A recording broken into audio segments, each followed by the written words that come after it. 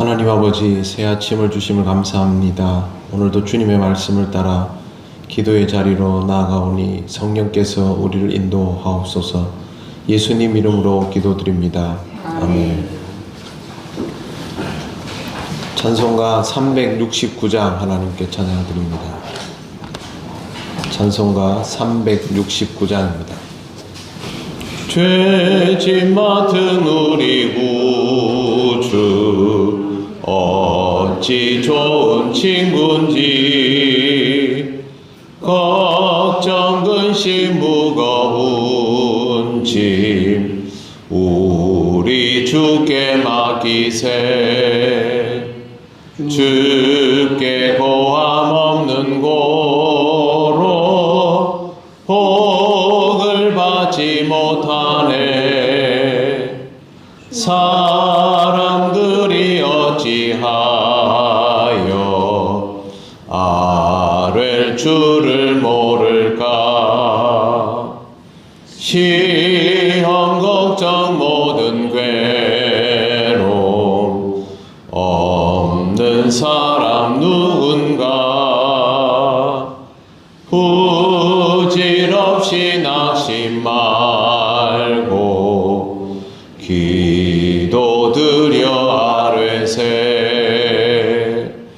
이런 진실하신 친구 찾아볼 수 있을까. 우리 약함하시오니 어찌 아니하릴까. 근심 걱정 무거운 짐 아니 진자 누군가. 피난처는 우리 예수 주께 기도드리세. 세상 친구 멸시하고 너를 조롱하여도 예수 품에 안기어서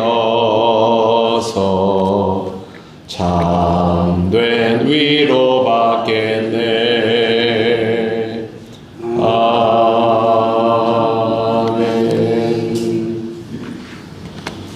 하나님 말씀 요한계시록 12장 2절에서 6절입니다. 신약성경 410쪽입니다. 12장 2절부터 6절까지 한 절씩 교도하겠습니다. 이 여자가 아이를 베어 해산하게 되매 아파서 애를 쓰며 부르짖더라.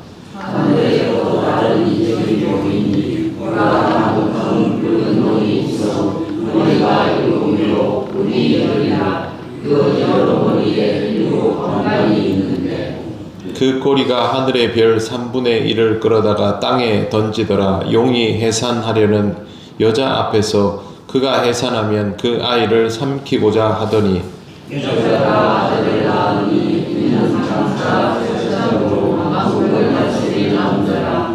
그 아이를 하나님 앞과 그 사람으로 끌려오더라. 같이 읽겠습니다. 그 여자가 광야로 도망하며 거기서 1260일 동안 그를 양육하기 위하여 하나님께서 예비하신 곳이 있더라. 아멘. 계시록 12장 이 부분은 요한계시록 전체에서 굉장히 중요한 부분입니다. 왜 그러냐면 여기에 나오는 여자와 그리고 여자가 뵌 아이가 누구인지를 해석하는 것이 이 계시록 전체의 방향을 결정하기 때문에 그렇습니다. 해를 옷 입은 여자는 누구일까? 마리아라는 해석을 옛날 그 로마 카톨릭에서 하려 했었다고 말씀을 드렸습니다. 그러나 본문에 나오는 여인은 개인을 넘어서서 우주적인 의미, 상징적인 존재이라는 것을 먼저 의식을 해야 됩니다. 요한이 보고 있는 환상은 어떤 개인적인 스토리를 보는 것이 아니라 전 우주적 사건을 눈으로 뭔가를 이렇게 보게 하셔서 그걸로 우주적 상황을 해석하도록 그렇게 지금 주어지는 환상이기 때문에 여인을 가지고 특정인을 지목하는 것이 아니라 이 여인이 가지고 있는 의미를 굉장히 폭넓게 볼 수 있어야 한다는 것입니다. 그냥 일반 여인보다 훨씬 더 큰 실체라는 것이죠. 그래서 이 여인에 대해서 영적 이스라엘, 신앙 공동체로서의 교회를 상징한다라고 해석을 합니다. 영적 이스라엘이라는 말과 교회를 상징한다는 말은 일반적인 의미의 교회를 말하는 것이 아니고 정말 제대로 신앙을 가지고 있는 영적 공동체, 그걸 의미한다라는 뜻입니다. 이렇게 해석한 이유는 성경 전체의 상징 체계 안에서 여인이 하나님의 백성의 조합을 나타내는 것으로 받아들여지기 때문입니다. 그런데 여자가 아이를 낳은 후 박해받는 모습은 이제 조금 혼란스럽게 될 수 있어서 이 해석에 분분함이 좀 있었습니다. 그리고 17절 말씀에 보시면 이렇게 되어 있습니다. 용이 여자에게 분노하여 돌아가서 그 여자의 남은 자손 곧 하나님의 계명을 지키며 예수의 증거를 가진 자들과 더불어 싸우려고 바다 모래 위에 서 있더라 라고 되어 있습니다.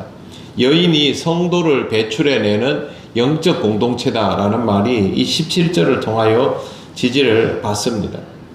여인을 구약 하나님의 백성을 지칭한다라고 해석하기도 했는데 그 이유는 12지파, 12별 이런 표현들 때문에 그렇습니다.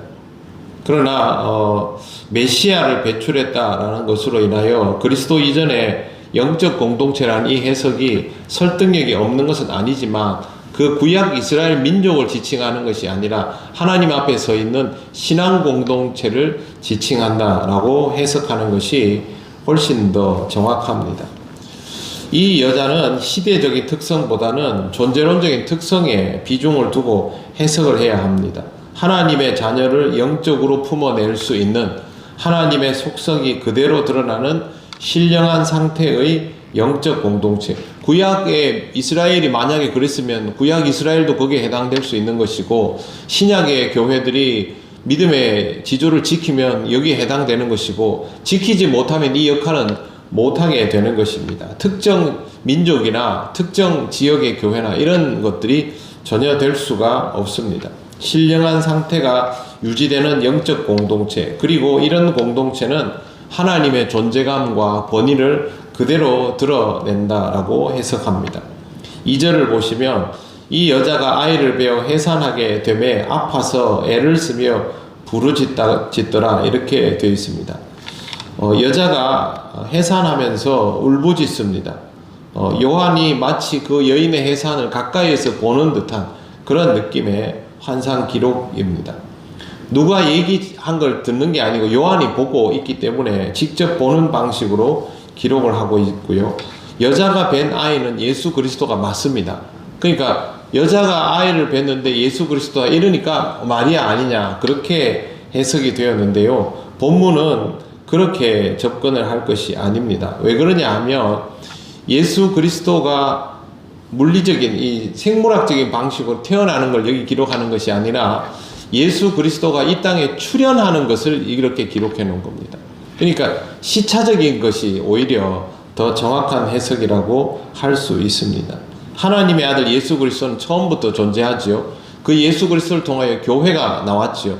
교회 공동체가 생명들을 잉태하지요. 그리스도인들이 나오지 않습니까? 그렇게 해서 교회 공동체가 존속되다가 다시 재림주가 오시지 않습니까? 이 재림주가 오시는 것을 이렇게 표현한 겁니다. 근데 태어난 것처럼 이제 환상에서는 묘사가 되지만 사실은 재림주로 출현하시는 것이죠. 그렇기 때문에 여기에서 예수 그리스도가 아이가 예수 그리스도인 것은 맞습니다. 그리스도인의 모체가 되는 교회를 통하여 그 교회가 박해를 견디어 나가다가 예수님이 이 땅에 다시 오시기 때문에 순서가 그렇게 된다는 것이죠. 그걸 이 시대의 방식으로는 이렇게 보고 이렇게 묘사하는 것이 한계였던 것입니다. 그래서 여인은 마리아가 아니라 영적인 이스라엘 공동체, 신앙적 사명을 감당하는 교회이고, 그 교회가 어려운 상황을 견디고 고통을 참아가면서 있을 때에 하나님께서 이 땅에 예수 그리스도를 종말론적인 심판자로 보내어 주신다라는 스토리가 여기에 이렇게 나오게 되어 있습니다. 그러니까 이거는 그 환상에서 보여지는 그 장면만을 보는 것이 아니라 하나님께서 지금까지 보여주신 환상 전체를 통하여 이 장면을 이해해야만 해석을 그렇게 하는 오류를 벗어날 수 있습니다. 보기에 따라서는 그 아이가 예수 그리스도니까 당연히 이 여인은 마리아겠지, 이런 식으로 옛날 사람들은 이해할 가능성이 높습니다. 하지만 이 계시록은 이런 인물들을 어떻게 해석하느냐에 따라서 계시록 전체의 방향이 결정되기 때문에 굉장히 중요하고 학문적으로도 논란이 많이 되었던 부분입니다. 한 번 더 말씀을 드립니다. 여인은 신앙 공동체를 뜻합니다. 교회입니다. 박해를 견디는 교회. 그리고 여기 태어나는 아이는 이 교회 공동체가 버티어가는 중에 하나님께서 다시 오게 하실 재림주이십니다. 이 두 가지를 잘 기억하시고 앞으로의 계시록 말씀을 읽으시고, 그리고 성경은 내가 들여다보고 싶은 부분에 주목하는 것도 중요하지만 하나님께서 가지시는 큰 그림, 구속사적인 큰 그림을 가지고 성경을 보는 것이 중요함을 잘 기억하시기를 바랍니다. 기도드리겠습니다. 하나님 감사합니다. 이 말씀이 우리에게 쉽지 않지만 그러나 하나님께서 우리를 위하여 이루시는 구원 사건을 전체적으로 보며 하나님의 그 뜻을 깨달아 알기를 원합니다. 이 땅을 살아가고 한계 속에 있는 우리들에게 영원하신 하나님의 그 진리가 깨우쳐지게 하시고 영원한 하나님 나라를 소망하며 살아가는 우리들이 되게 하여 주시옵소서. 날씨가 무더운 가운데 있습니다.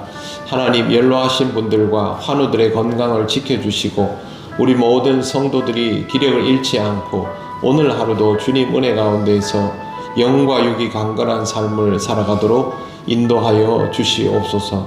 모든 것을 주님께 맡기오며 예수님 이름으로 기도드립니다. 아멘. 하늘에 계신 우리 아버지의 이름을 거룩하게 하시며 아버지의 나라가 오게 하시며 아버지의 뜻이 하늘에서와 같이 땅에서도 이루어지게 하소서. 오늘 우리에게 일용할 양식을 주시고 우리가 우리에게 잘못한 사람을 용서하여 준 것 같이 우리 죄를 용서하여 주시고 우리를 시험에 빠지지 않게 하시고 악에서 구하소서. 나라와 권능과 영광이 영원히 아버지의 것입니다. 아멘.